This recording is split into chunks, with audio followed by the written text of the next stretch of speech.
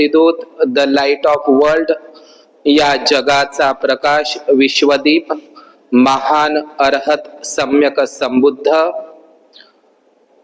देवानंग पियदसी धम्मदायाद महान सम्राट अशोक मौर्य बोधिसत्व विश्वरत्न द सिम्बॉल ऑफ नॉलेज जग बदलणारा बाप माणूस डॉक्टर बाबासाहेब आंबेडकर या तीनही महामानवांना तिवार अभिवादन पंचांग प्रणाम करून उपस्थित सर्व श्रद्धाशील संपन्न उपासक उपासिकांप्रती मंगलाची कामना करतो।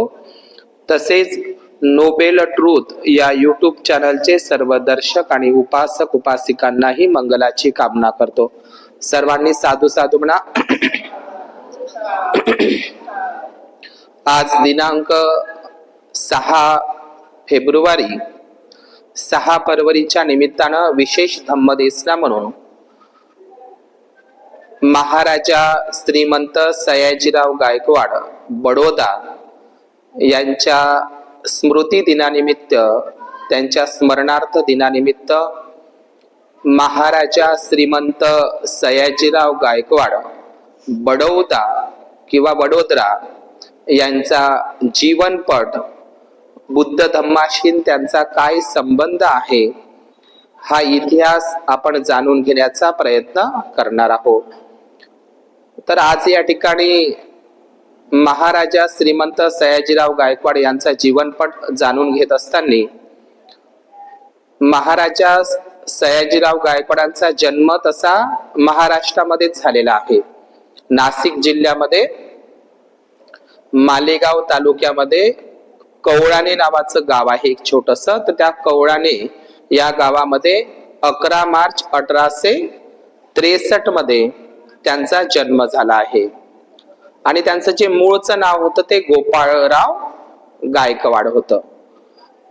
गोपाळराव गायकवाड घराण्याचे हे सयाजीराव गायकवाड म्हणून या महाराष्ट्रामध्ये आणि संपूर्ण भारतामध्ये ज्यांचं नाव लौकिक आहे त्यांचं गोपाळराव हे जे नाव आहे तर पुढे जाऊन ते बडोद्याचे उद्योजक म्हणून अनेक उद्योजकांबरोबरच त्यांनी अनेक प्रकारे जे अस्पृश्यतासाठी निवारणासाठी आहे किंवा स्त्रियांच्या उद्धारांकरता त्यांचं महत्वाचं योगदान सुद्धा आहे। परंतु ते मराठी भाषिकही होती आणि त्यांना गुजराती भाषेचं सुद्धा ज्ञान अवगत होतं सयाजीराव गायकवाडांना। त्यांची जन्मभूमी जरी महाराष्ट्र असेल नाशिक असेल परंतु त्यांची कर्मभूमी मात्र ही बडोदा होती, गुजरात मधलं बडोदा संस्थान। आणि बडोदा असेल किंवा आजही इंदोर असेल तर या ठिकाणी आजही ग्वालियर असेल तर आजही त्या ठिकाणी मराठी भाषिक लोक आहे आणि मराठी लोकांची सत्ता तिथपर्यंत त्यावेळी होती। तर त्यांची जी कर्मभूमी आहे ती गुजरात आहे आणि गुजरातमध्ये हॅलो या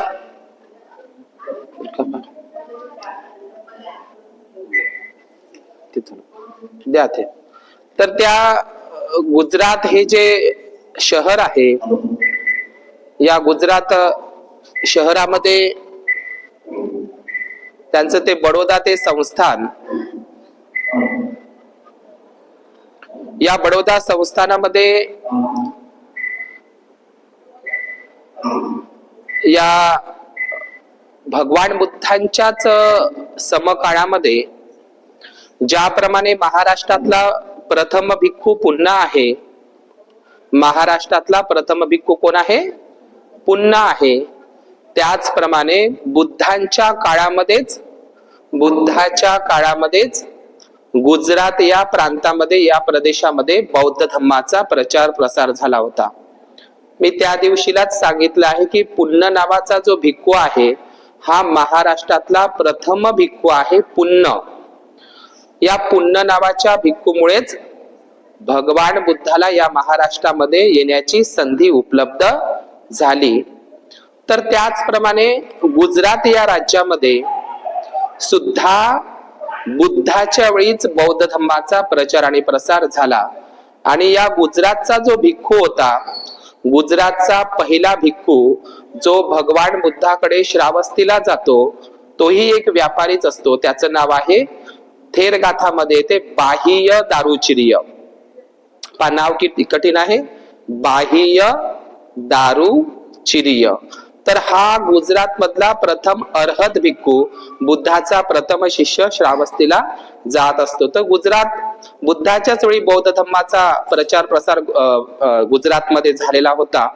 आणि नंतरच्या काळामध्ये महान सम्राट अशोकांनी बौद्ध धर्माचा त्या ठिकाणी प्रचार प्रसार गुजरातमध्ये केलेला होता.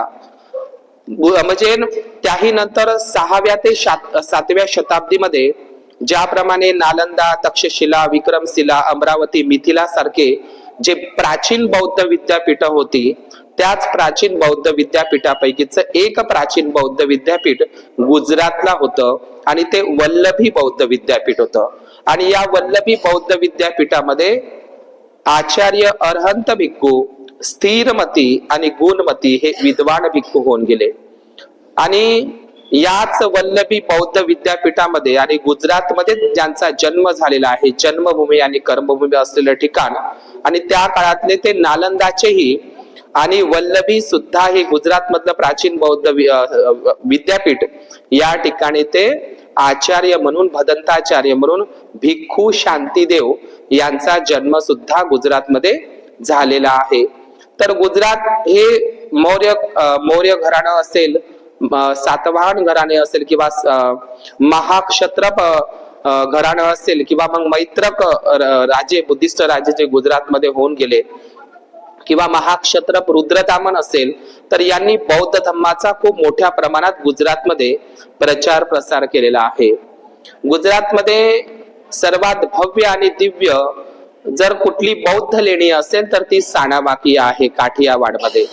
आणि भगवान बुद्धांच्या काळामध्ये जे आज सोमनाथ वेरावल म्हणून ओळखलं जातं, किंवा त्याला द्वारिका सोमनाथ म्हणून ओळखलं जातं, ते प्राचीन काळामध्ये भगवान बुद्धांच्या वेठद्वीपचे जे ब्राह्मण म्हणतो, भगवान बुद्धांच्या अस्थि धातूंवरच ते स्तूप आहे. आणि भगवान बुद्ध, महान सम्राट अशोकाचा विस्तृत असा भव्य दिव्य असा शिलालेख सुद्धा जुनागड गिरनारला आहे सम्राट अशोकांचा. आणि अशा प्रकारे बौद्ध धर्माचा प्रचार आणि प्रसार गुजरातमध्ये होत असताना नंतर त्या वल्लभी बौद्ध विद्यापीठामध्ये असा उल्लेख आहे, युआन शांग असा करतो की गुजरातच्या त्या प्राचीन वल्लभी बौद्ध विद्यापीठामध्ये एकाच वेळी 6000 भिक्खू शिक्षण घ्यायचे, बौद्ध धर्माचं अध्ययन करायचे. तर आज या गुजरातमध्ये ही कर्मभूमी असल्यामुळे बुद्ध धर्माचा कसा प्रभाव महाराजा श्रीमंत सयाजीराव गायकवाड होता, हे मी या ठिकाणी सांगण्याचा प्रयत्न करत आहोत. तर ते सयाजीराव गायकवाडची जे भूमी आहे ती कोणती आहे, बडोदा. कोणती आहे, बडोदा. त्याला आता काही लोक वडोदरा म्हणतात, परंतु त्याचं नाव बडोदा कशावरून पडलेलं आहे, कारण ते बरगद का पेड, बरगद का पेड म्हणजे जिथं वडांच्या झाडाचं विस्तृत ठिकाण असेल, त्याच्यामुळे ते बरगद का पेडूनच ते बडोदा असं झालेलं आहे. आणि हे बडोदा जे शहर आहे, हे बडोदा शहर विश्वामित्री नावाच्या नदीच्या तीरावर आहे. आपल्याला माहित आहे की वडाच्या झाडाचं बौद्ध धर्मामध्ये किती महत्व आहे. आज बडोदा हा इतिहास आला म्हणून की पाली भाषेमध्ये त्याला निग्रोध म्हणतात. तथागत भगवान बुद्ध कपिलवस्तूला 7 वर्षाच्या नंतर आल्याच्या नंतर शुद्धोधन राजाच्या मालकीच्या निग्रोधारामामध्ये, निग्रोध म्हणजे काय होते, पाली भाषेमध्ये निग्रोध म्हणतात, निग्रोध म्हणजे वडाचे झाड होते. सम्राट अशोकाच्या काळामध्ये निग्रोध नावाचा एक भिक्खू होऊन गेला. आणि भगवान बुद्ध, आपल्याला माहित आहे सुजाताने म्हणजे बोधिसत्व सिद्धार्थ गौतमाला जी खीरदान केली सुजातानं बकरोर बोध गयाला, तर ते सुद्धा काय आहे, वडाचंच झाड आहे. म्हणजे पिंपळाचंच नाही तर अशोकाचंच नाही तर वडाच्या झाडाला सुद्धा बौद्ध धर्मामध्ये महत्व आहे. तर बडोदा हे नाव वडांच्या विस्तृत अरण्यामुळे ते नाव पडलेलं आहे. आणि म्हणून श्रीमंत सयाजीराव गायकवाडांची ती कर्मभूमी राहिलेली आहे. आणि ते दत्तक वडील होते त्यांचे, खंडेराव गायकवाड. आणि त्यांच्या आईचं नाव जे सगुणाबाई होतं. आणि आपल्याला माहित आहे की डॉक्टर बाबासाहेब आंबेडकरांना दोन महाराजांनी खूप मोठं सहकार्य केलंय. पहिला महाराजा कोणता आहे, कोण सांगेल? डॉक्टर बाबासाहेब आंबेडकरांना त्यांनी खूप मदत केली ह्या दोन महाराजांनी. तर पहिलं नाव आहे कोल्हापूरचे छत्रपती शाहू महाराज. लक्षात घ्या, हे बाबा यांनी सुद्धा बाबासाहेबांना खूप मदत केली. छत्रपती राजश्री शाहू महाराज. शाहू महाराजांनी कशी मदत केली, तर डॉक्टर बाबासाहेब आंबेडकरांनी अन्याय अत्याचार विरुद्धासाठी एक पाक्षिक सुरू केलं होतं 31 जानेवारी 1920 ला. तर ते पाक्षिक वर्तमानपत्राची सुरुवात करण्यासाठी त्याला काही पैशाची गरज लागत होती. तर बाबासाहेबांच्या मूकनायक वर्तमानपत्रासाठी छत्रपती सयाजी म्हणजे शाहू महाराजांनी 2,500 रुपयाची आर्थिक मदत अर्थसहाय्य केलेलं होतं. कशासाठी? मूकनायक वर्तमानपत्रासाठी. आणि डॉक्टर बाबासाहेब आंबेडकरांना तिथेच कोल्हापूरच्या माणगावच्या परिषदेमध्ये, त्याला आता सन्मान भूमी म्हणतात, तिथे लोक दरवर्षी जातात सन्मान भूमीला.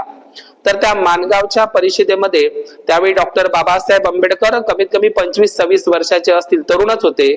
तर त्या अस्पृश्य मातंग परिषदेमध्ये डॉक्टर बाबासाहेब आंबेडकरांचा ते म्हणजे पुरस्कार करतात. म्हणजे कसं त्यांचं कौतुक करतात शाहू महाराज. कोणतं? डॉक्टर बाबासाहेब आंबेडकर हे साऱ्या भारताचे पुढारी होतील असं माझं मन सांगत आहे. आजपासून तुम्हाला तुमचा सच्चा नेता पुढारी भेटला आहे, असं कौतुकाची थाप डॉक्टर बाबासाहेब आंबेडकरांना त्यांचा गौरव करतात त्या परिषदेमध्ये. आणि छत्रपती शाहू महाराज त्यांचा गौरव म्हणून त्यांच्या डोक्यावरचा पगडी, लांबलचक पगडी कोणाला भेट देतात त्या माणगावच्या परिषदेमध्ये? आपल्या डोक्यावरची महागडी ती भरजरी रेशमी अशी लांब लचक पगडी, ती सुंदर अशी महागडी पगडी डॉक्टर बाबासाहेब आंबेडकरांच्या डोक्यावर ठेवत असतात. आणि आपल्याला माहित आहे की नंतरच्या काळामध्ये जेव्हा डॉक्टर बाबासाहेब आंबेडकर विदेशामधून ते बॅरिस्टर होऊन येतात, तर माता रमाईला नवीन साडी किंवा ती लुगडी राहत नाही, तर ती शाहू महाराजांचा फेटा परिधान करून जात असते. तर अशा पद्धतीनं शाहू महाराजांचं खूप मोठं योगदान आहे. नंतरच्या काळामध्ये तर डॉक्टर बाबासाहेब आपण असं म्हणतो की शिवाजी महाराजांची जयंती जशी ज्योतिबा फुले यांनी सुरू केली शिवजयंती, त्याचप्रमाणे छत्रपती शाहू महाराज यांची जयंती दिवाळीच्या सणासारखी उत्सवासारखी साजरी करा. शाहू महाराजांची जयंती सुरू करणारे डॉक्टर बाबासाहेब आंबेडकर आहे, लक्षात घ्यायचं आहे. डॉक्टर बाबासाहेब आंबेडकरांना जेव्हा औरंगाबादला मिलिंद महाविद्यालय निर्माण करायचं होतं, तर त्यावेळी हैदराबादचा निजाम मीर उस्मान अली खान, आज जे मिलिंद कॉलेज उभा आहे, तर मीर उस्मान अली खान हा शेवटचा श्रीमंत निजाम, हैदराबादच्या संस्थानाचा निजाम, हा मीर उस्मान अली खानने डॉक्टर बाबासाहेब आंबेडकरांना 50 एकर जमीन मिलिंद कॉलेज साठी दान दिलेली होती. आपल्याला नंतर माहित आहे की त्याच उस्मानिया विद्यापीठामध्ये डॉक्टर बाबासाहेब आंबेडकरांना हैदराबादला पदवी सुद्धा मानत बहाल झालेली होती. डॉक्टर बाबासाहेब आंबेडकरांनी बौद्ध धर्माचा अंगीकार त्यांच्या मनातल्या मनात तर बुद्ध देहू पासूनच होता. तर डॉक्टर बाबासाहेब आंबेडकरांची एक संकल्पना होती की भिक्खू आणि भिक्खुणींचं प्रशिक्षण केंद्र, म्हणजे त्याला बुद्धिस्ट सेमिनरी म्हणतात किंवा, आणि म्हणून डॉक्टर बाबासाहेब आंबेडकरांनी अशी संकल्पना व्यक्त केली होती की ब्रह्मदेशातून किंवा इतरही बौद्ध राष्ट्रामधून बौद्ध भिक्खूंना आमंत्रित करून पाचारण करून बंगलोर हे ठिकाण कर्नाटक मध्ये आहे, तर बंगलोरला डॉक्टर बाबासाहेब आंबेडकरांना आणखी एक मैसूरचा महाराजा होता, त्याचं नाव होतं नालवडी कृष्णराजा वडियार. बघा नाव किती कठीण आहे. बाबासाहेबांनी आपल्याला माहित आहे धारवाडला वसतिगृह निर्माण केलं होतं, जिथं रमाईनं आपल्या सोन्याच्या बांगड्या लहान मुलांच्या भोजनासाठी विक्री केलेल्या होत्या. तर कर्नाटक मध्ये सुद्धा बाबासाहेबांचं तिथला जो मैसूरचा महाराजा आहे नालवडी कृष्णराजा वाडियार यांनी सुद्धा बाबासाहेबांना त्या मैसूरला, बंगलोरला, त्या कर्नाटक मध्ये 5 एकर जागा बुद्धिस्ट सेमिनरीसाठी म्हणजे बौद्ध भिक्षूंच्या प्रशिक्षण केंद्रासाठी त्यांनी दिलेली होती. आणि म्हणून महाराजा श्रीमंत सयाजीराव गायकवाड यांचं खूप मोठं योगदान आहे डॉक्टर बाबासाहेब आंबेडकरांच्या जीवनामध्ये. तर श्रीमंत सयाजीराव गायकवाड यांनी डॉक्टर बाबासाहेब आंबेडकरांना 4 वेळा शिष्यवृत्ती दिली विदेशी परदेशी शिक्षणासाठी. तर त्याला कारणही कोण होतं? श्रीमंत सयाजीराव गायकवाड यांच्याशी ओळख करून देणारे जर कोण असतील तर केळुस्कर गुरुजी. हे मूळचे केळुस्कर गुरुजी कोकणातले होते. कोकणमध्ये एक छोटस गाव आहे केळूस, या गावचे असल्यामुळे त्यांना केळुस्कर कृष्णाजी अर्जुन केळुस्कर हे त्या काळातले एक लेखक होते, विद्वान होते आणि चांगले गृहस्थ होते केळुस्कर गुरुजी. आणि तसही केळुस्कर गुरुजी हे ज्योतिबा फुले यांच्या सत्यशोधक समाजाचे काय होते? ते कार्यकर्ते होते आणि त्यांच्यावर ज्योतिबा फुलेंच्या विचारांचा पगडा होता. आणि केळुस्कर गुरुजींच्या शिफारशीवरून त्यांच्या ओळखीनेच त्यांना बाबासाहेबांना शिष्यवृत्ती मिळून दिली. कोणा त्याच्यामध्ये श्रेय जातं? केळुस्कर गुरुजींना.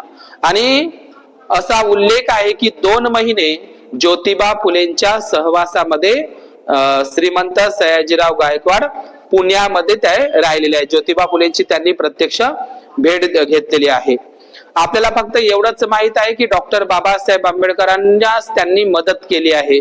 पण श्रीमंत सयाजीराव गायकवाडांनी ज्योतिबा फुलेंनी एक पुस्तक काढलेलं होतं आणि इतरही पुस्तक काढले होते, शेतकऱ्यांचा आसूड. शेतकऱ्यांचा आसूड नावाचं पुस्तक जेव्हा आणि इतरही गुलामगिरी अस्पृश्यांची कैफियत असेल, इशारा असेल, हे जे ज्योतिबांनी पुस्तकं काढली होती किंवा ब्राह्मणांची कसब असेल, तर हे पुस्तकं काढण्यासाठी पैशाची मदत, अर्थसहाय्य या पुस्तकाच्या छपाईसाठी, प्रकाशनासाठी, त्यांच्या खर्चासाठी, पुस्तकं काढण्यासाठी म्हणून आपण पैशाची मदत जर कोणी केली असेल ज्योतिबा फुलेंना तर ते श्रीमंत सयाजीराव गायकवाडांनी. आणि हे सगळं कशामुळे घडलेलं आहे? केळुस्कर गुरुजींच्या ओळखीचे होते ते. आणि तसंही श्रीमंत सयाजीराव गायकवाड यांच्यावर सुद्धा ज्योतिबा फुलेंच्या सत्यशोधक समाजाच्या विचाराचा प्रभाव होता, त्यांच्यावर पगडा होता. आणि म्हणून डॉक्टर बाबासाहेब आंबेडकरांनी बुद्ध आणि त्याच्या धम्मग्रंथामध्ये मी बुद्ध धम्माकडे कसा वळलो या चॅप्टर मध्ये बाबासाहेबांनी असं लिहिलंय की मी बुद्ध धम्माकडे कसं वळलो, तर मी जेव्हा 4थी वर्गाची परीक्षा पास झालो आणि आमच्या त्या मुंबईला लोकांनी असं ठरवलं की आपल्या समाजामधून, अस्पृश्य समाजामधून हा पहिल्यांदाच पास झालेला आहे, उत्तीर्ण झालेला आहे चांगल्या अंकानं, तर त्याचा सत्कार समारंभ करण्याचं छोटासा कार्यक्रम घेण्याचं ठरवलं. आणि ते सगळे लोक, मग त्यावेळी भिवाचं वय जास्त वर्षाचं नव्हतं आणि त्यावेळी रामजी आंबेडकर, सुभेदार मेजर रामजी आंबेडकर यांच्याकडे ते सगळे लोक आले की भिवाचा गुणगौरव सत्कार करायचा. पण रामजी आंबेडकर त्यांना मनाई करतात. काय मनाई करतात? त्याने फक्त एकच परीक्षा पास केलेली आहे, त्याचा सत्कार बित्कार वगैरे काही नाही, अशाने मुले बिघडतात. हे वाक्य कुठलं आहे? बुद्ध आणि त्यांच्या धम्मग्रंथामधलं. तुम्ही वाचा, मी बुद्ध धम्माकडे कसं वळलो. तर अशाने मुले बिघडतात. त्यानं फक्त एकच परीक्षा पास केलेली आहे, उत्तीर्ण केलेली आहे, म्हणून त्याचा काही सत्कार समारंभ वगैरे काही नाही, अशाने मुले बिघडतात. हे वाक्य डॉक्टर बाबासाहेब आंबेडकरांनी वापरलेलं आहे. तर त्यावेळी मग केळुस्कर गुरुजींकडे शिफारस गेली आणि केळुस्कर गुरुजीच्या शिफारसीवरून मग ते त्या ठिकाणी समारंभाचं आयोजन झालं. आणि त्यावेळी केळुस्कर गुरुजीनं नुकतंच श्रीमंत सयाजीराव, मी काय सांगत आहोत तुम्हाला, डॉक्टर बाबासाहेब आंबेडकरांवर बुद्ध धम्माचा प्रभाव कोणत्या पुस्तकामुळे झाला?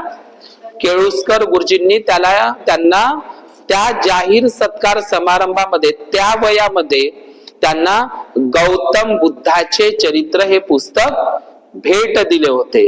तर त्या काळामध्ये मराठीमध्ये, महाराष्ट्रातले मराठीमध्ये 3 चरित्र त्यावेळी केळुस्कर गुरुजींनी लिहिलेले होते आणि 3ही चरित्र डॉक्टर बाबासाहेबांच्या हातात पडले, त्यांनी वाचले.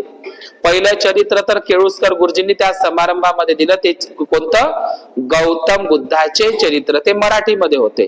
तर केळुस्कर गुरुजींनी केवळ गौतम बुद्धाचं चरित्रच लिहिलं नाही, तर त्या काळामध्ये संत तुकाराम महाराजांचंही मराठीमधलं चरित्र, छत्रपती शिवाजी महाराजांचंही चरित्र, असे 3 चरित्र त्यावेळी केळुस्कर गुरुजींनी लिहिलेले होते. तर हे दादा केळुस्कर त्या सत्कार समारंभामध्ये ते अध्यक्ष होते आणि त्यांच्या माध्यमातूनच गौतम बुद्धाचे चरित्र हे छोटस मराठी पुस्तक केळुस्कर गुरुजींनी त्या भिवाच्या हातामध्ये दिलं. तर डॉक्टर ते भिवा आंबेडकर असा उल्लेख करतात की ज्यावेळी केळुस्कर गुरुजीचं पुस्तक माझ्या हातामध्ये पडलं त्यावेळी मी ते पुस्तक वाचून काढलं. आजपर्यंत माझे जे वडील आहे सुभेदार रामजी आंबेडकर आम्हाला रामायण, महाभारत, पांडव प्रताप, कबीराचे भजन, वारकऱ्याचे भजन हे पोथ्या पुराण शिकवत होते. मग मी जसं बुद्धाचं ते गौतम बुद्धाचं चरित्र पुस्तक वाचलं तर मी माझ्या वडिलांसमोर एक प्रश्न उपस्थित केला की तुम्ही आम्हा भावंडाला आणि मला आजपर्यंत बुद्ध का नाही सांगितला? बुद्धाचं पुस्तक. आणि डॉक्टर बाबासाहेब आंबेडकर तर असं म्हणतात की जेव्हा मी ते गौतम बुद्धाचं चरित्र केळुस्कर गुरुजीचं पुस्तक हातात घेतलं, वाचायला लागलो, तर बाबासाहेब काय लिहितात, त्या वयामध्ये सुद्धा मी रिकाम्या डोक्यानं बुद्धाकडे वळलो नाही. म्हणजे ते केळुस्कर गुरुजीचं जरी पुस्तक असेल तर त्याच्यामध्ये मी तुलना करत होतो, भेद करत होतो, तर्क करत होतो, स्वतःचं डोकंही यूज करत होतो. म्हणजे मी रिकाम्या डोकानं याच्याकडे गेलं नाही, म्हणजे मी बुद्धाकडे वळलो नाही. तर हे गौतम बुद्धाचं चरित्र केळुस्कर गुरुजीने लिहिलं ही गोष्ट खरी आहे. केळुस्कर गुरुजीने ते पुस्तक लहानच्या भिवाला दान केलं, भेट दिलं, ही गोष्ट खरी आहे. पण ते गौतम बुद्धाचं चरित्र यांच्या छपाईसाठी, त्या प्रकाशनासाठी, त्या पुस्तकासाठी खर्च मदत जर कोणी केली असेल, श्रीमंत सयाजीराव गायकवाड. वास्तविक पाहता सयाजीराव गायकवाडांनाच बुद्ध धम्माविषयी, बुद्धाच्या जीवनाविषयी काहीतरी माहिती करून घ्यायची होती, बुद्धाचा धम्म माहिती करून घ्यायचा होता. म्हणून सयाजीराव म्हणजे बडोद्याचे सयाजीराव गायकवाड यांनी सयाजीराव ओरिएंटल सिरीज बडोदा या संस्थे मार्फत केळुस्कर गुरुजींची आणि त्यांची भेट झाली आणि केळुस्कर गुरुजींना त्यांनी सूचना केली महाराजा सयाजीराव गायकवाडने की तुम्ही एखादे गौतम बुद्धाचे चरित्र मराठी पुस्तक लिहा, त्याच्यासाठी मी तुम्हाला पैशाची मदत करतो. आता हे पुस्तक 1909 मध्ये प्रकाशित झालेलं होतं आणि त्यावेळी ते लहानच्या भिवाला भेटलं होतं. समजलं? म्हणजे हे जे गौतम बुद्धाचं चरित्र आहे हे लहानच्या भिवानं तर त्यावेळी वाचलंच होतं, पण हेच पुस्तक ज्यांनी त्या पुस्तकासाठी मदत केली होती ते गौतम बुद्धाचं चरित्र स्वतः सयाजीराव गायकवाड यांनी सुद्धा वाचलेलं होतं. ज्याप्रमाणे बुद्धाकडे बाबासाहेब वळले त्याचप्रमाणे सयाजीराव गायकवाडावर सुद्धा याच पुस्तकाचा प्रभाव होता. लक्षात घ्या. म्हणून बुद्ध प्रेमी होते, समतेच्या विचाराचे पाईक होते श्रीमंत सयाजीराव गायकवाड. डॉक्टर बाबासाहेब आंबेडकरांनी त्या काळामध्ये मद्रासचे जे लक्ष्मी नरसू आहे यांचं सुद्धा बुद्ध धम्म का सार हे पुस्तक वाचलं होतं आणि स्वतः बाबासाहेबांनी लक्ष्मी नरसूचं ते बुद्ध धम्म का सार हे पुस्तक दुसऱ्यांदा प्रकाशित करण्यासाठी त्यांनी ते पुस्तकही तयार केलेलं होतं. तर पहिला मराठी आद्य ग्रंथ गौतम बुद्धाचं चरित्र कोणाचं आहे? मग केळुस्कर गुरुजीचं. तर केळुस्कर गुरुजी हे सत्यशोधक समाजाचे होते. मी यापूर्वी सांगितलं की ज्योतिबा फुले यांच्यावर सुद्धा बुद्ध धम्माचा प्रभाव होता. त्या काळामध्ये महाकवी, विद्वान भिक्खू, सम्राट कनिष्काच्या काळामधले अश्वघोष यांचं पुस्तक म्हणजे ते वर्ण व्यवस्था, जाती व्यवस्था आणि चातुर्वर्ण व्यवस्थेवर प्रहार करणारे एक पुस्तक महाकवी भिक्खू अश्वघोष नावाच्या भंतेजीने लिहिलं होतं. त्या पुस्तकाचं नाव होतं वज्रसूची. हे वज्रसूची पुस्तक ज्योतिबा फुलेंच्या हातामध्ये पडलेलं होतं. बुद्धाने खोड मोडली ब्राह्मणाची. तर अशा पद्धतीनं ज्योतिबा फुलेंनी ते वज्रसूची अश्वघोष भिक्खूंचं पुस्तक वाचून त्यांनी मराठीमध्ये तात्या पडवळला विवेकसार, जाती विवेकसार असं पुस्तक ते मराठीमध्ये तयार केलेलं होतं. म्हणून जेच गौतम बुद्धाचं चरित्र शिवाजी महाराजांचं चरित्र आणि तुकाराम महाराजांचं चरित्र हे केळुसकर गुरुजींना पैशाची हे पुस्तक छपाईसाठी, या पुस्तकाच्या खर्चासाठी सयाजीराव गायकवाडांनीच मदत केलेली होती, हे आपण लक्षात घ्यायचे आहे. तर हे जे 3 महाराजे आहे, राजश्री छत्रपती शाहू महाराज कोल्हापूरचे, दुसरे कोणते, महाराजा श्रीमंत सयाजीराव गायकवाड बडोदा, आणि नालवाडी कृष्णराजा वाडियार हे म्हैसूरचे राजा, या 3 लोकांनी बाबासाहेबांना मदत केलेली आहे. आणि तसं मीर उस्मान अली खान सुद्धा त्यांना मिलिंद कॉलेजसाठी 50 एकर जागा छत्रपती संभाजीनगर औरंगाबादला दान केलेलं होतं. तर त्यांचं योगदान खूप आहे आणि ते नाकारता येत नाही. तर त्या काळामध्ये जसं केळुसकर गुरुजींचं पुस्तक डॉक्टर बाबासाहेब आंबेडकरांनी ते वाचलं होतं लहानपणी, आणि स्वतः श्रीमंत सयाजीराव गायकवाडांनी सुद्धा वाचलं होतं, तर हेच पुस्तक मुंबईचे डॉक्टर आनंद नायर यांनी सुद्धा हे गौतम बुद्धाचे चरित्र केळुसकर गुरुजीचं त्यांनी ते वाचलं होतं. आणि डॉक्टर आनंदराव नायर मुंबईचे, त्यांनी बौद्ध धर्माचा स्वीकार केला होता त्या काळामध्ये श्रीमंत, आणि त्यांनी मग मुंबईला ते बुद्ध धम्माकडे वळले आणि त्यांनी आनंद बुद्ध विहार हे मुंबईला बांधलेलं होतं. आणि ते बुद्ध विहार बांधलं होतं 2 मे 1931 ला.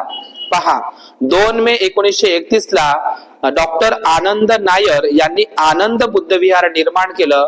आणि त्या आनंद बुद्ध विहारामध्ये, त्या आनंद बुद्ध विहाराचं उद्घाटन, आणि त्यांनीच त्या बुद्ध विहारामध्ये बुद्ध मूर्तीची प्रतिष्ठापना करण्यासाठी श्रीमंत महाराजा सयाजीराव गायकवाड यांना त्यावेळी 1931 ला त्यांनी आमंत्रित केलं.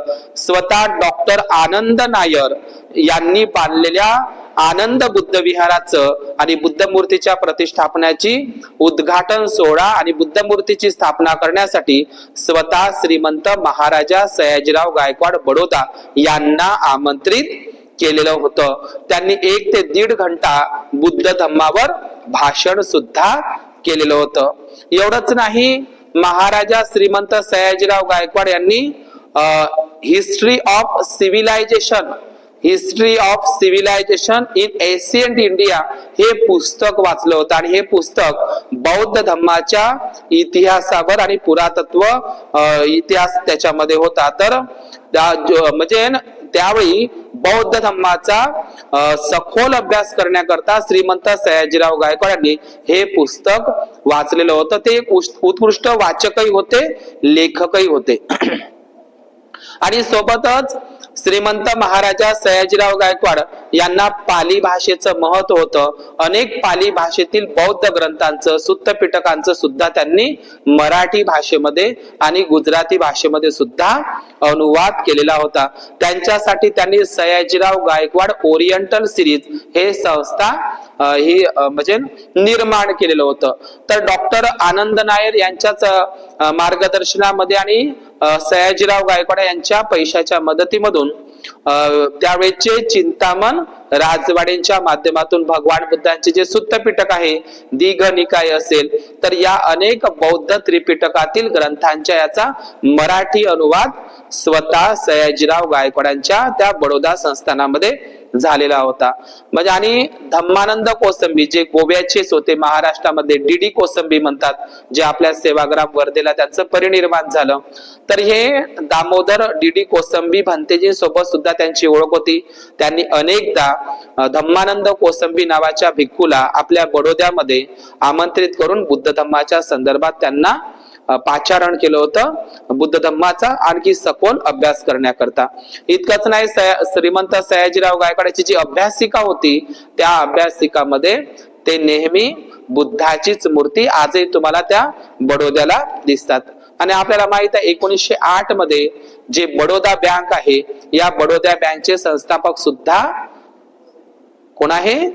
श्रीमंत महाराजा सयाजीराव गायकवाड. आज ती भारतातली 3री अधिकृत सुंदर अशी बँक आहे, पण ती शेतकऱ्यांच्या, कष्टकऱ्यांच्या हितासुखाकरिता निर्माण केली होती. तर एवढं मोठं योगदान आहे. आपल्याला माहित आहे की अनागरिक देवमित्र, अनागरिक धम्मपाल आणि भारतामध्ये जे स्वामी विवेकानंद आहे, तर यांनी ते शिकागो धम्म परिषद मध्ये, म्हणजे जागतिक सर्व धर्म परिषद शिकागो मध्ये ते गेलेले होते. असा उल्लेख आहे की देवमित्र अनागारिक धम्मपाल यांनीच त्यांना वेळ दिलेला होता. स्वामी विवेकानंदांना संधी उपलब्ध करून दिली होती. तर ही जी जागतिक सर्व धर्म परिषद भरली होती हे आपल्याला माहित आहे. पण श्रीमंत सयाजीराव गायकवाड 27, लक्षात घ्या तारीख आहे 27 सप्टेंबर 1933 ला शिकागो मध्ये दुसरी जागतिक सर्व धर्म परिषदेचे अध्यक्ष स्वतः महाराजा श्रीमंत सयाजीराव गायकवाड यांना होते.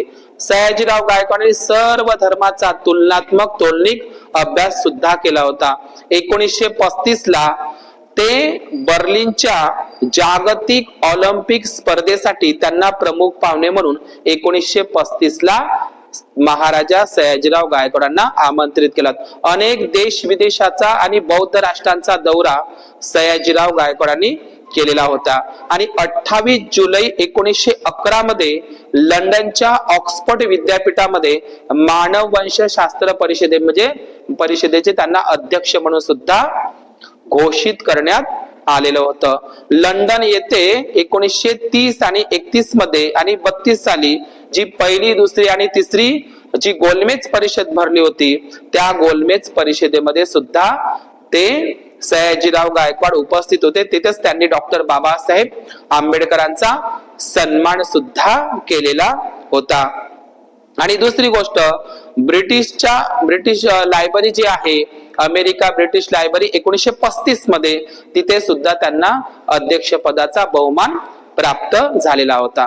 तर मी श्रीमंत महाराजा सयाजीराव गायकवाड यांच्यावर बुद्ध धम्माचा कसा प्रभाव होता, ते समतेचे पुरस्कर्ते कसे होते, तर श्रीमंत सयाजीराव गायकवाड यांना वाचनाची सुद्धा चांगली सवय होती. तसेच ते एक लेखकही होते. त्यांनी फ्रॉम केसर टू सुलतान नावाचा 500 पानाचा एक ग्रंथ सुद्धा लिहिलेला होता. आणि तसेच त्यांना शिक्षणाचं महत्व खूप समजत होतं. गोरगरीब मुले असेल, SC ST OBC आदिवासींच्या मुलासाठी त्यांनी 1882 मध्ये शाळा सुद्धा काढल्या, वसतिगृह काढले, हॉस्पिटल काढली आणि अनेक विद्यापीठ, तलाव असे सुद्धा खूप सारे त्यांनी लोक उपयोगी कामं सुद्धा केलेली आहे. मग पुण्याचं डेक्कन कॉलेज असेल त्याच्यासाठी सुद्धा अर्थसहाय्य केलं, किंवा मग रयत शिक्षण संस्था साताऱ्याची यांच्यासाठी सुद्धा श्रीमंत सयाजीराव गायकवाड यांनी पैशाची मदत केलेली होती. राज्यात मध्ये सर्वांना मोफत शिक्षण हा कायदा सुद्धा त्यांनी केला. आणि आपल्याला सर्वांना माहित आहे त्यांच्या आयुष्यातलं सगळ्यात महत्वाचं काम म्हणजे महामानव डॉक्टर बाबासाहेब आंबेडकर यांच्या परदेशातील अमेरिकेतील शिक्षणासाठी 4 वेळा शिष्यवृत्ती दिली आणि ते माफही केली. काही लोक बदनामी करतात बाबासाहेबांची की त्यांनी ते 11 दिवस बडोद्याला राहिले आणि ते शिष्यवृत्ती ते करार केला होता, पण करारानुसार वागले नाही. पण श्रीमंत सयाजीराव गायकवाडांनी ते माफही केलेली होती, कारण बाबासाहेबांची तेवढी उंचीच होती. तर ज्योतिबा फुले यांना म्हणजे डॉक्टर बाबासाहेब आंबेडकर यांना शिक्षणासाठी तर मदत केलीच, पण ज्योतिबा फुलेंनी जे काही ग्रंथ म्हणजे लिहिलेले होते त्या ग्रंथासाठी सुद्धा, ज्योतिबा फुलेंच्या त्या ग्रंथासाठी सुद्धा सयाजीराव गायकवाडांनी पैशाची मदत केली होती. ज्योतिबा फुलेंचं जेव्हा निधन होतं अर्धांगवायूमध्ये, तर सावित्रीबाईला सुद्धा त्यांनी मदत केलेली होती आणि प्लेग ग्रस्तांना सुद्धा त्या काळामध्ये त्यांनी मदत केली असाही उल्लेख आहे. आज आपण डॉक्टर बाबासाहेब आंबेडकर सारनाथच्या वाराणसीचे, गंगा नदीच्या काठी वाराणसी आहे का नाही काशी, तर तिथं हिंदू विद्यापीठ आहे, बनारस हिंदू विद्यापीठ. तिथे पंडित मदन मोहन मालवीय आहे का नाही, त्यांचं एक वाक्य आहे बाबासाहेबाच्या संदर्भातलं. पंडित मदन मोहन मालवीय काय म्हणतात, भारतातले सर्व ब्राह्मण जरी एक झाले तरी बाबासाहेबाची बराबरी विद्वत्तेमध्ये करू शकत नाही, कारण ते ज्ञानाचे अथांग सागर आहे. पंडित मदन मोहन मालवीय हे बनारस हिंदू विद्यापीठाचे काय होते, अध्यक्ष होते. तर हे आज जे बनारस विद्यापीठ आहे, हिंदू बनारस विद्यापीठ वाराणसीचं, हे जे जागा आहे हे कोणाची आहे, श्रीमंत सयाजीराव गायकवाडांनीच ते जमीन आणि ते विद्यापीठ त्यांच्या जमिनीवर उभा आहे. लक्षात घ्या, बाबासाहेबांचं त्या ठिकाणी हिंदू बनारस विद्यापीठ म्हणजे वाराणसीला त्यावेळी बाबासाहेबांचं त्या विद्यार्थ्यांमध्ये त्या ग्रंथालयातील विद्यार्थ्यांसोबत बाबासाहेबांचं तिथं भाषणही झालेलं आहे. खूप सुंदर भाषण आहे बाबासाहेबांचं हिंदू बनारस विद्यापीठमध्ये. तर डॉक्टर म्हणजे श्रीमंत सयाजीराव गायकवाड यांच्यावर बौद्ध धर्माचा प्रभाव तर होताच, पण त्यांनी बौद्ध राष्ट्रांचा दौरा सुद्धा केला होता. जपानमध्ये ते 1914 ला गेले. 1914 ला सयाजीराव गायकवाड. आणि त्यांनी तिथून जपान मधल्या कामाकुरा नावाच्या शहरामधून भल्ली मोठी बुद्धाची मूर्ती आणली. आजही ती बडोद्याच्या सयाजी गार्डन मध्ये संकल्प भूमीमध्ये आपल्याला ते दिसतात. त्यांनी अनेक बौद्ध राष्ट्राचा दौरा केला होता. गौतम बुद्धाची मूर्ती पुतळा तर बसवलाच होता त्यांनी सयाजी गार्डन मध्ये बडोद्याला. एवढंच नाही तर त्यांनी 1914 ला त्यांच्यावर छत्रपती शिवाजी महाराजांच्या विचारांचा सुद्धा प्रभाव होता. हे राजे म्हणजे सयाजीराव गायकवाड असेल किंवा ते म्हैसूरचे महाराजा असेल आणि शाहू महाराज असेल, या तीनही महाराजांवर छत्रपती शिवाजी महाराज संभाजी महाराजांच्या विचारांचा प्रभाव होता. त्यांचे ते वारसा म्हणूनच त्यांनी ते चालवलेले आहे. तर 1914 साली त्यांनी छत्रपती शिवाजी महाराजांचा पुतळा सुद्धा बडोदा या ठिकाणी बांधलेला होता. आणि 23 मार्च 1918 मध्ये अस्पृश्यता निर्मूलन परिषद मध्ये मुंबईला ते अध्यक्षस्थानी होते. युरोपचा दौरा सुद्धा केला होता.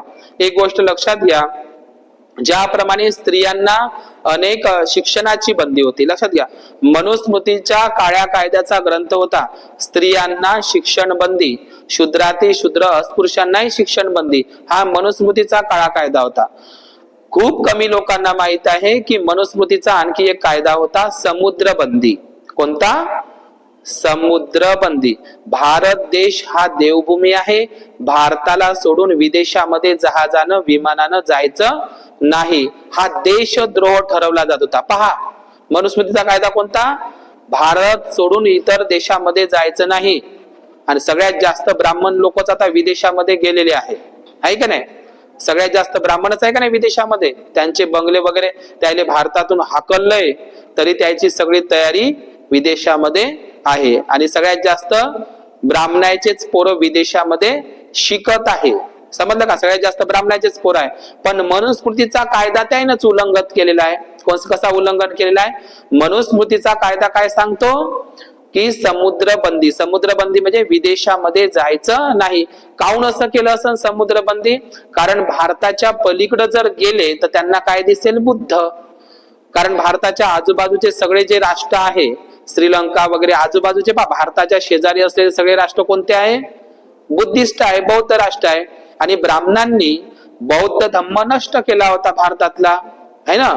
आणि मग बौद्ध धम्म लोकांना माहित नाही झाला पाहिजे. मग तुम्ही विदेशात जायचं नाही, हे जर गेले तर त्यांना तिथं बुद्ध दिसेल. कारण आजूबाजूला कोणते देश होते? श्रीलंका बुद्धिस्ट राज्य, सगळे भोवताल नेपाळ, भूतान, तिबेट हे सगळे बुद्धिस्ट होते. म्हणून ब्राह्मणांनी एक कायदाच बनवला की भारतातला बौद्ध धर्म नष्ट केला त्यानं. बुद्धाने विष्णूचा नवा अवतार म्हणून खोटा प्रचार केला आणि लोकांवर समुद्रबंदी आणली. समुद्रबंदी हा देशद्रोह ठरवल्या जात होता. आता लोक क्रिकेट खेळायला विदेशात जातात का नाही? विदेशामध्ये सगळे शिकणारे आणि क्रिकेटसाठी खेळणारे कोण आहे? ब्राह्मणच आहे. सगळ्यात जास्त ब्राह्मणाचीच पोरं विदेशामध्ये शिकत आहे. त्याचाच कायदा होता. पण हा समुद्रबंदीचा कायदा, कारण काय होतं? संघमित्र आणि महामहेंद्र श्रीलंकेला पाठवले होते सम्राट अशोकांनी. ब्रह्मदेशात म्यानमार मध्ये सोन आणि उत्तर अर्हत भिक्खूला पाठवलं होतं. अनेक विदेश भंतेजींना पाठवलं होतं. म्हणून बुद्ध धम्म त्यांना माहित नाही झाला पाहिजे, म्हणून समुद्रबंदी आणली होती. तर समुद्रबंदी कायदा त्यानं रद्द केला आणि त्यांनीच पहिल्यांदा परदेशवारीचा दौरा सुद्धा केला. नाहीतर त्या काळामध्ये विदेशात जाणं, परदेशात जाणं म्हणजे देशद्रोहाचा खटला होत होता. हा कोणाचा कायदा होता? सयाजीराव गायकवाडांनी केली. ते कायदा रद्द केला. त्यांनी कधीही ब्राह्मणांना, पुरोहितांना दान दक्षिणा दिली नाही. उलट गरीब मुलांच्या, आदिवासी मुलांच्या शिक्षणासाठी, स्त्रियांच्या शिक्षणासाठी त्यांनी मदत केलेली होती. ते कधीही जातभेद मानत नव्हते आणि त्यांनी 63 वर्ष राज्य केले. सयाजीराव गायकवाडांनी किती वर्ष राज्य कारभार केला? 63 वर्ष राजे तर अनेक झाले, पण मोठ्या दिलाचा राजा, लोकराजा, लोक कल्याणकारी राजा म्हणजे कोणता? छत्रपती शाहू महाराज आणि छत्रपती महाराजा श्रीमंत गायकवाड. त्यांनी हॉस्पिटल असेल, कॉलेज असेल, वसतिगृह असेल किंवा तलाव असेल अशा अनेक ठिकाणचं काम केलं. त्यांनी स्त्री शिक्षणासाठी किंवा विधवा पुनर्विवाह 1902 मध्ये आणि 1909 मध्ये, जातीभेद निर्मूलन कायदा, बालविवाह कायदा 1905 मध्ये त्यांनी सुरू केलेला होता. 1937 मध्ये त्यांनी साल्हेरच्या आदिवासी परिषदेमध्ये सुद्धा त्यांनी आदिवासी लोकांना मार्गदर्शन केलेलं होतं. आणि कोल्हापूरच्या अखिल भारतीय मराठी साहित्य संमेलनाचे ते अध्यक्ष सुद्धा होते. आणि 24 मार्च 1934 ला दिल्लीला 23व्या अखिल भारतीय हिंदी साहित्य संमेलनाचे ते अध्यक्ष सुद्धा होते. आणि 1924 मध्ये अखिल भारतीय तत्वज्ञान परिषद मुंबई याचे सुद्धा ते अध्यक्ष म्हणून ते होते. त्या आणि श्रीमंत सयाजीराव गायकवाड यांनी 10 बौद्ध ग्रंथाचा मराठीमध्ये अनुवाद केला होता. म्हणजे ते मराठी अनुवाद म्हणजे कोणते? भगवान बुद्धांच्या सुत्त पिटक, विनय पिटक आणि अभिधम्म पिटकाचे जे काही पाली भाषेमधले ग्रंथ होते त्याचा मराठीमध्ये अनुवाद करण्याचं काम सुद्धा त्यांनी केलेलं आहे. इथपर्यंतच नाही जाता जाता म्हणून तेच सांगतो की आपण कधीही 23 सप्टेंबरला खूप मोठा कार्यक्रम असतो दीक्षाभूमी सारखा बडोद्याला, लक्षात घ्या. तर तिथं देवनी मोरी नावाचं एक ठिकाण आहे, शामलाजी जिल्हा आहे गुजरातमध्ये, बनासकांठाच्या ठिकाणी. तर भगवान बुद्धांच्या अस्थी तिथे सापडलेले आहेत देवनी मोरीच्या डॅम्प मध्ये. तिथे सम्राट अशोक असेल, क्षत्रप असेल, मैत्रक असेल यांच्या कालखंडामध्ये तो महास्तूप महावीर प्राचीन, तर तिथं भगवान बुद्धांच्या अस्थि धातू सापडलेले आहे देवनी मोरीला. तर त्या अस्थि 1962 ते 63 मध्ये त्यांनी तिथं बडोद्याच्या संस्थानामध्ये आणून ठेवलेले आहे. भगवान बुद्धांच्या ओरिजिनल अस्थि जर तुम्हाला बघायच्या असेल तर त्या बडोदा येथे आहे. बडोदा विद्यापीठ आहे सयाजीराव गायकवाड महाराजांचं, त्यांच्यामध्ये तुम्हाला बुद्धांच्या अस्थि दिसेल आहे. आणि त्याच्यावर काय लिहिलेलं आहे? दस बल शरीर निलय. म्हणजे दशबल कोणाला म्हटलंय? दस बलधारी, 10 पारमितांनी परिपूर्ण असलेला दस बल तनुज म्हणतो का ना आपण वंदन, दस बल तनुज म्हणजे 10 बलांनी युक्त असलेला असा पाली प्राकृत मध्ये त्या डिब्बीवर लिहिलेला आहे, ज्याच्यामध्ये भगवान आणि प्रातिथ्य समुत्पादाचा सुद्धा त्याच्यावर उल्लेख केलेला आहे. तर भगवान बुद्धांच्या अस्थि सुद्धा त्यांनी आपल्या बडोदा संग्रहालयामध्ये ठेवल्या आहे. तुम्ही बडोदा संग्रहालयामध्ये गेले तर त्यांनी जेवढ्या बौद्ध राष्ट्रांचा दौरा केला होता, जपान, थायलंड, तर तिथल्या संपूर्ण बुद्ध मूर्त्या, देश विदेशातल्या बुद्ध मूर्त्या त्यांनी बडोद्याच्या संग्रहालयामध्ये ठेवलेल्या आहे. एवढंच नाही, गुजरातमध्ये जिथं जिथं जमिनीखाली उत्खननामध्ये बुद्धाच्या मूर्त्या प्राप्त झाल्या त्या सर्व बुद्ध मूर्त्या सयाजीराव गायकवाड यांच्या मार्गदर्शनात बडोद्याच्या संग्रहालयामध्ये ठेवलेल्या आहे. एवढंच नाही तर भगवान बुद्धांच्या अस्थि सुद्धा त्यांच्या तिथे आहे. तर डॉक्टर बाबासाहेब आंबेडकरांचं आणि बडोद्याचं नातं ते सांगतो आणि थांबतो की डॉक्टर बाबासाहेब आंबेडकर म्हणजे बोधिसत्व सिद्धार्थ गौतमाची संकल्पभूमी, अधिष्ठान भूमी, वज्रासन भूमी त्यांनी संकल्प केला. कोणता? निरंजना नदीच्या काठी बोधिसत्व सिद्धार्थ गौतमांनी संकल्प केला. कोणता संकल्प? जोपर्यंत मला सम्यक संबोधी प्राप्त होणार नाही तोपर्यंत मी हे वज्रासन सोडणार नाही. आणि त्यांनी ते सम्यक संकल्प पूर्ण केला. कोणी? सिद्धार्थ गौतमाचे ते बुद्ध झाले, त्यांना ज्ञान प्राप्ती झाली. तर डॉक्टर बाबासाहेब आंबेडकरांची संकल्पभूमी ज्याप्रमाणे बोधिसत्व सिद्धार्थ गौतमाची संकल्पभूमी बोधगया आहे निरंजना नदीच्या काठी, तशीच डॉक्टर बाबासाहेब आंबेडकर बोधिसत्व बाबासाहेबांची संकल्पभूमी, अधिष्ठान भूमी जर कोणती असेल तर ती बडोदा आहे, है ना. सिद्धार्थ गौतमांनी पिंपळ वृक्षाखाली संकल्प केला आणि डॉक्टर बाबासाहेब आंबेडकरांनी सयाजी गार्डन बडोद्याच्या वडाच्या झाडाखाली त्यांनी संकल्प केला. कोणता संकल्प केला? हजारो वर्षापासूनच्या अंधकारामध्ये चाचपडत असलेल्या, गुलामीत असलेल्या माझ्या समाजाला मी जोपर्यंत प्रकाशात उजेडात आणणार नाही आणि मी तो संकल्प पूर्ण करणार. तर त्याची कहाणी तुम्हाला माहीतच आहे की डॉक्टर बाबासाहेब आंबेडकर विदेशामधून येतात आणि मग ते करारानुसार ते फक्त 11 दिवसच ते बडोद्याला संस्थानामध्ये नोकरीला रुजू होतात. पण रुजू होत असताना बाबासाहेबांना बडोद्याला एवढी जातीयता होती गुजरातमध्ये, आताही बडोद्याला गुजरातमध्ये जास्त जातीयता आहे, समजलं, ब्राह्मणवादी जातीयता आताही खूप आहे गुजरातमध्ये. तर तिथं बाबासाहेब बडोद्याला खूप फिरले, पण त्यांना किरायानं रूम भेटत नव्हती. ते ख्रिश्चन आहे, कारण ते पारसीकडे मग सोराबजी दोराबजी, लक्षात घ्या, सोराबजी दोराबजी असं पारशी धर्माचं नाव त्यांनी धारण केलं आणि ते पारशीच्या धर्मशाळामध्ये 1.5 रुपया देऊन, एका दिवसाचा किराया किती, 1.5 रुपयाच्या किरायामध्ये ते पारशी धर्मशाळेमध्ये राहायला लागले. पण एवढा मोठा हिमालयासारखा ज्ञानाची उंची गाठणारा बाबासाहेब, त्यांची चर्चा बडोदा शहरामध्ये होईल नाही का? माहीत झालं, असलियत पता चालली की यांनी खोटं बोलून आमच्या इकडं राहिला. तर त्या पारशी लोकांनी त्यांना रूम खाली करायला सांगितले. ते रूम तर एवढी गंदी होती की बाबासाहेब त्या ठिकाणी अभ्यास करत होते. आणि त्यांनी त्या रात्रीला, डॉक्टर बाबासाहेब आंबेडकर म्हणतात की सकाळ निघू द्या आणि नंतर मी मुंबईच्या दिशेने जातो. नाही, त्यांनी लाठा काट्यांनी त्यांना जीवे मारण्याचा प्रयत्न केला. त्यांची पुस्तकं, त्यांच्या पेट्या, त्यांचं सगळं साहित्य रस्त्यावर फेकून दिलं रात्रीच्या वेळेला, लक्षात घ्या. तर बाबासाहेब त्या गुजरातमध्ये बडोद्याला खूप फिरले.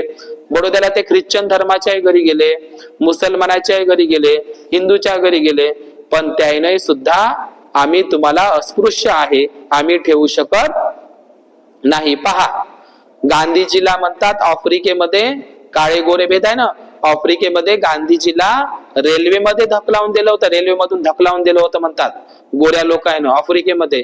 पण बाबासाहेबांना त्यांच्याच देशामध्ये एवढा 32 डिग्री असलेला बाबासाहेब, टाय कोट बुटातला बाबासाहेब, कसं स्वागत व्हायला पाहिजे. पण बाबासाहेबाला तिथे बघा, एवढा मोठा बॅरिस्टर माणसाला तिथं 3 तकियाचा चपराशी दुरून फायला फेकत होत्या, दुरून पाणी देत होतं. आणि ज्या ऑफिस मध्ये बाबासाहेब बसत होते ते ऑफिस धुतल्या जात होतं, गोमूत्र शिंपडल्या जात होतं आणि तिथं बाबासाहेबांचा सदैव अपमान झालेला होता. बाबासाहेब ख्रिश्चनांच्या घरी गेले, त्या मुसलमानांच्या घरी गेले किरायानं रूम, पण त्यांना कोणीही किरायानं रूम दिलेली नव्हती. कारण बाबासाहेबांनी एका ठिकाणी म्हटलेलं आहे, हिंदू धर्माच्या जातीयतेचा संसर्ग रोग इतरही धर्माला लागलेला आहे. पण हा जातीयतेचा संसर्ग हिंदू धर्मापासून, या ब्राह्मणी धर्मापासून इतरही धर्माला त्याची लागण झालेली आहे. काय ख्रिश्चन धर्म, मुसलमान धर्म, शीख धर्म जातीभात पाळत नाही भारतातले? पाळते ना जातीभेद, ते लोक पाळतात ना. आपल्याला नीच समजतात, सर्वच नाही पण समजतात. पण हा जातीयतेचा हा संसर्ग रोग कोणाकडून लागण झाली म्हणते? हिंदू धर्म, हिंदू ब्राह्मणी धर्माकडूनच त्यांना लागण झाली. तर बाबासाहेब किती दिवस राहिले? फक्त तिथं 11 दिवस राहिले. आणि बाबासाहेब मग त्या सयाजीराव गायकवाडचं ते सयाजी गार्डन आहे, त्या वडाच्या झाडाखाली, विश्वामित्री नदीच्या काठावर ते झाड आहे वडाचं, तिथे बाबासाहेबांनी रडले. ते पण केवळ रडतच राहिले नाही, त्यांनी संकल्प केला, जसा सिद्धार्थ गौतमाने संकल्प केला की माझ्या समाजाला मी अंधारातून उजेडात आणणार नाही, तोपर्यंत मी स्वस्थ बसणार नाही. आणि त्यांनी तो संकल्प पूर्ण केला. जर बाबासाहेबांनी त्या बडोद्याला संकल्प पूर्ण केला नसता तर आज आपल्याला हे सोन्याचे दिवस आले नसते. तर बाबासाहेबांनी तो संकल्प केला. ती संकल्पभूमी 23 सप्टेंबरला बडोद्याला खूप मोठा कार्यक्रम असतो. आपण दरवर्षी बडोद्याला 23 सप्टेंबरला दीक्षाभूमी प्रमाणे, भीमा कोरेगाव प्रमाणे तिथे कार्यक्रम असतो. आपण दरवर्षी त्या ठिकाणी संकल्प केलेल्या त्या संकल्पभूमीला आता तिथं राष्ट्रीय स्मारक म्हणून ते घोषितही करण्यात आलेला आहे. तर बाबासाहेबांचा खूप अपमान बडोद्याला झाला. बाबासाहेबांच्या ज्या टेबलवर, खुर्च्यावर, सतरंजीवर बसत होते बाबासाहेब, ते धुतल्या जात होते, फाईली दुरून फेकल्या जात होत्या, त्यांना पाणी सुद्धा दुरून दिल्या जात होतं. आणि 1950 नंतर म्हणूनच डॉक्टर बाबासाहेब आंबेडकरांना मदत करणारे हे जे 3 महाराजे होते, म्हणजे छत्रपती शाहू महाराज आणि महाराजा सयाजीराव गायकवाड. तर डॉक्टर बाबासाहेब आंबेडकरांनी 1950 नंतर सयाजीराव गायकवाड, महाराजा सयाजीराव गायकवाड आणि राजश्री छत्रपती शाहू महाराज यांचं जीवन चरित्र लिहिण्याचं त्यांनी मनातही विचार केला होता, परंतु त्यांना आयुष्य कमी पडलं. तर मग बाबासाहेबांचा किती मोठा अपमान झाला त्या बडोद्याला. तर ते महाकवी वामनदादा कर्डकांनी खूप सुंदर लिहिलं आहे. मुंबईचा एक अधिकारी राजदरबारी आल्या परी जात कळेना. तर अशा पद्धतीनं संकल्पभूमी हे बडोदा आणि श्रीमंत सयाजीराव गायकवाड महाराजा यांच्यावर बौद्ध धर्माचा खूप मोठा प्रभाव होता. ते बुद्धप्रेमी होते. त्यांच्या संपूर्ण बडोद्याच्या संग्रहालयामध्ये, त्यांच्या अभ्यासिकेमध्ये आपल्याला बुद्धाच्याच मूर्त्या दिसेल. देवणी मोरीच्या बुद्धाच्या अस्थी आणि देवणी मोरीच्या संपूर्ण बुद्ध मूर्ती मैत्रक बौद्ध राजांच्या काळातल्या आजही सयाजीराव गायकवाडांच्या त्या विद्यापीठामध्ये ठेवलेले आहे. तर अशा प्रकारे महाराजा श्रीमंत सयाजीराव गायकवाड हे जर बाबासाहेबांना मिळाले नसते, मग बाबासाहेबांनी जो आणि सयाजीराव गायकवाडांमध्ये जो करार झाला होता नोकरी करायची बडोद्याला, मग त्या शिष्यवृत्तीचं काय झालं? तर काही लोक म्हणतात बाबासाहेबांनी ती शिष्यवृत्ती घेतली आणि ते कराराप्रमाणे ते वागले नाही, असं वगैरे काही झालं नाही. बाबासाहेबांच्या विद्वत्ता एवढी उंच होती की सयाजीराव गायकवाडांनी ती शिष्यवृत्ती माफही करून टाकलेली होती. लक्षात घ्या. आणि तुम्हाला तर प्रसंग माहित आहे, जेव्हा ते मग सुरतच्या स्टेशनवर उतरतात, रामजी आंबेडकरांना मिठाई वगैरे है ना, तर रामजी आंबेडकरांचं आणि सयाजीराव गायकवाडांचं, केळुस्कर गुरुजी आणि शाहू महाराजांचे खूप संबंध होते जिव्हाळ्याचे. आणि या श्रीमंत सयाजीराव गायकवाड यांनी सुद्धा बौद्ध धर्माचा सखोल अभ्यास केला होता.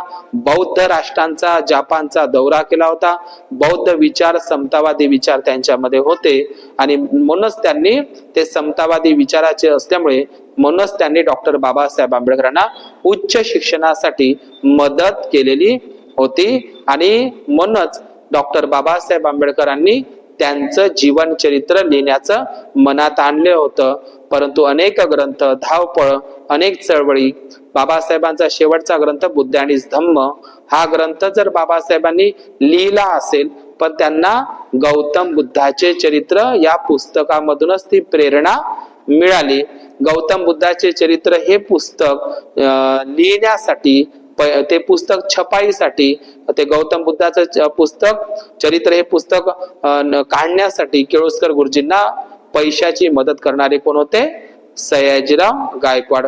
गौतम बुद्धाचे चरित्र हे पुस्तक भिवाच्या हातामध्ये पडलं नसतं तर त्यांना बुद्ध आणि त्यांच्या धम्म या ग्रंथासाठी प्रेरणा मिळाली नसती.